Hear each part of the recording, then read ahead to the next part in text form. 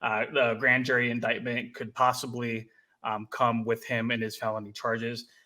Pro Football Talk, who I'm getting majority of this information from, mentioned that he could be suspended even without the charges, a la Big Ben Roethlisberger with his previous legal situations as well.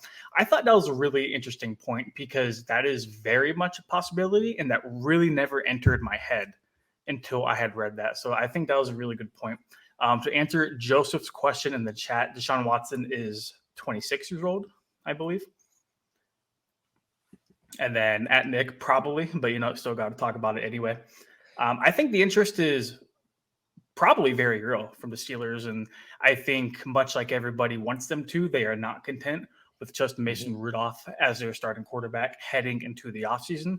And I think with a slew of big name quarterbacks now traded to other teams and them possibly being out of range for the top two quarterbacks in this draft class, feels like if you're going to grab a quarterback, Deshaun Watson, pending, of course, is probably your guy. And I think it's also very notable, too, because Deshaun Watson, rumored by everybody, is not playing another down for the Houston Texans, right? Like him and the Texans, they are kind of spreading apart. So he does have to go somewhere else if he's going to play football.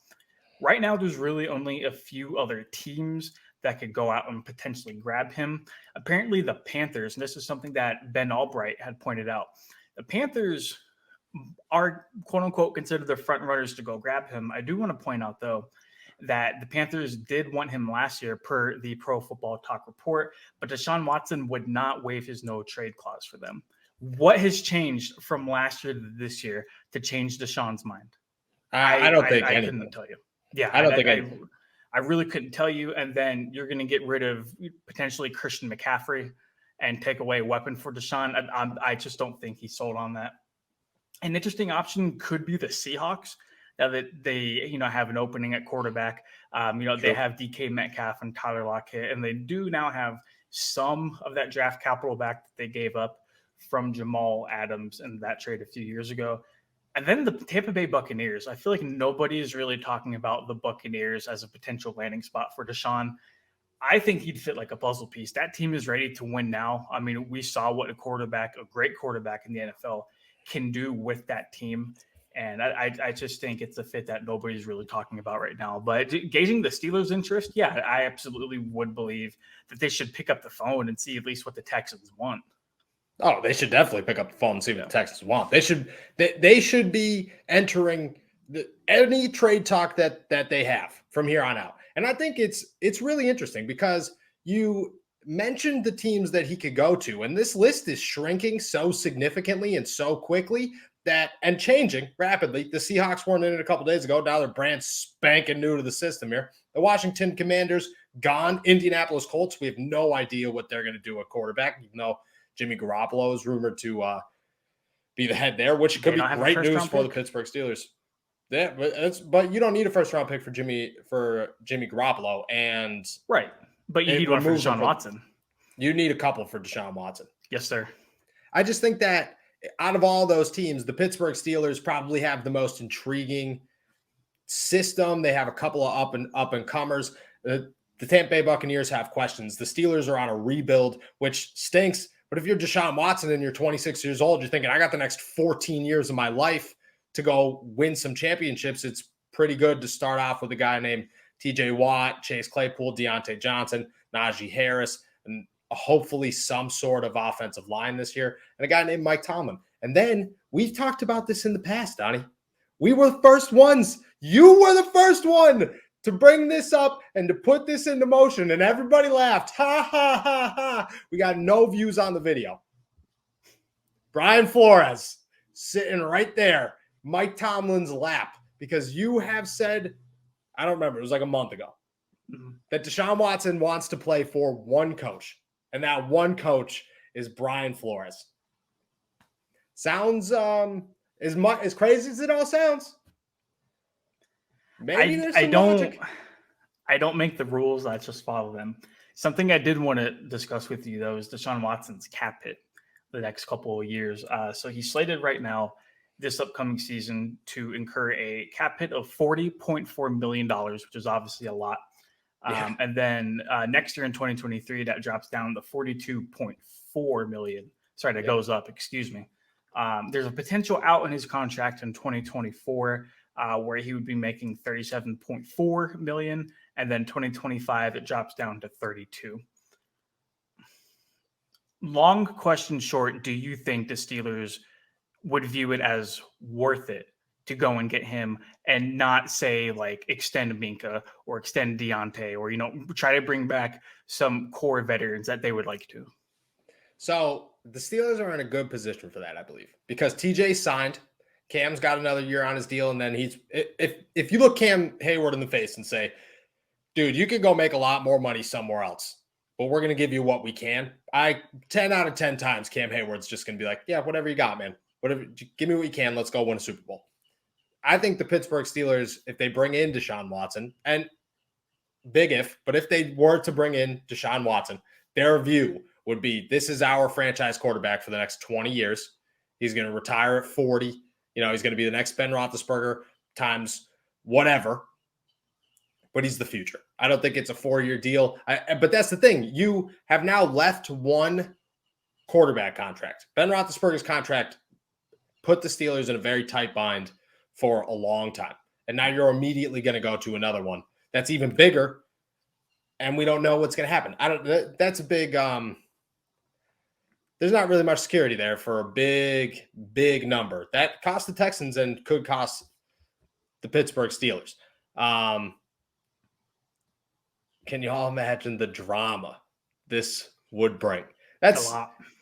That's the thing, though. Okay, so out of all the quarterbacks left, though, is there one that matches up to Deshaun Watson?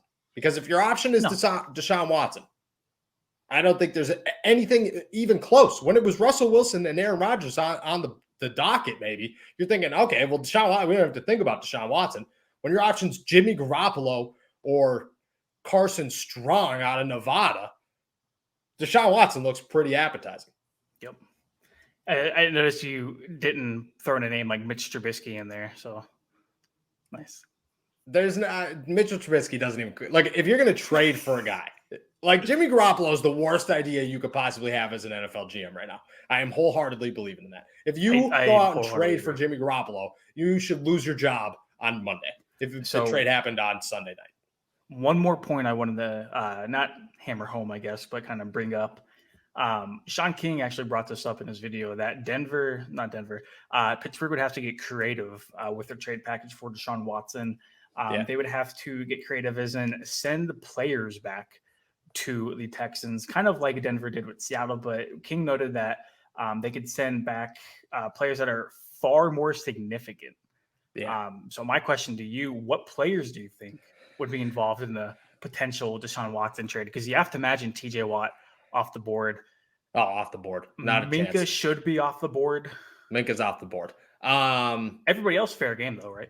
Everybody else is fair game. I would imagine that Chase Claypool is a heavy topic of conversation. I would imagine Devin Bush is a heavy topic of conversation. I would imagine Stephon Tuitt is a heavy topic of conversation.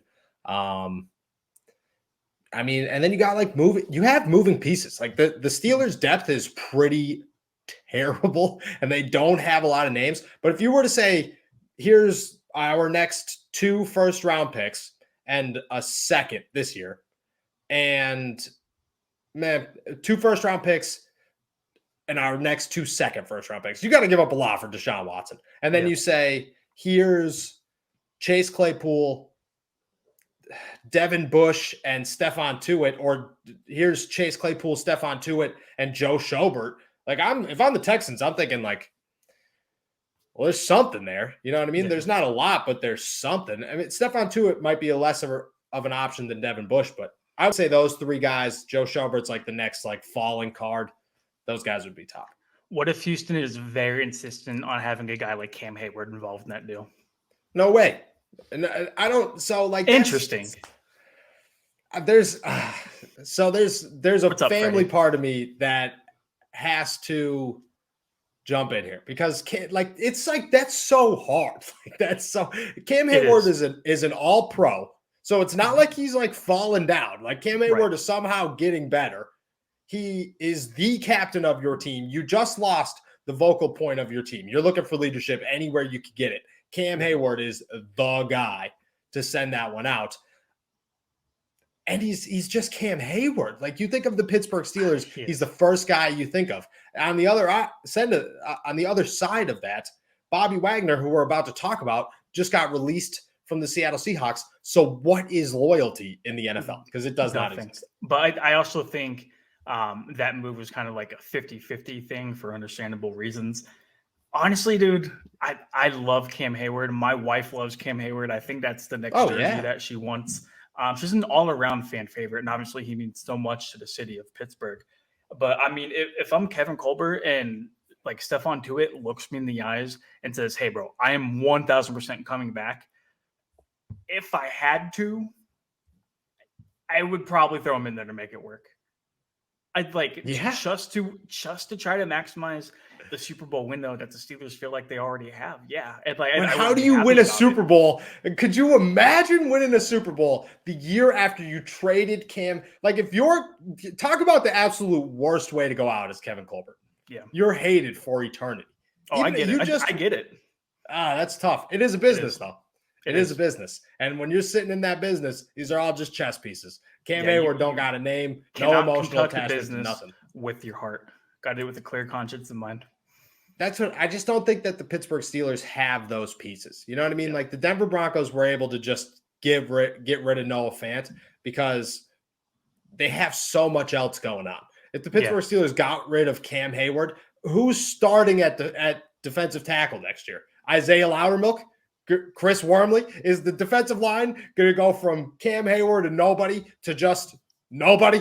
They can't. I just think that difficult decision to make. It is. Difficult decision to make.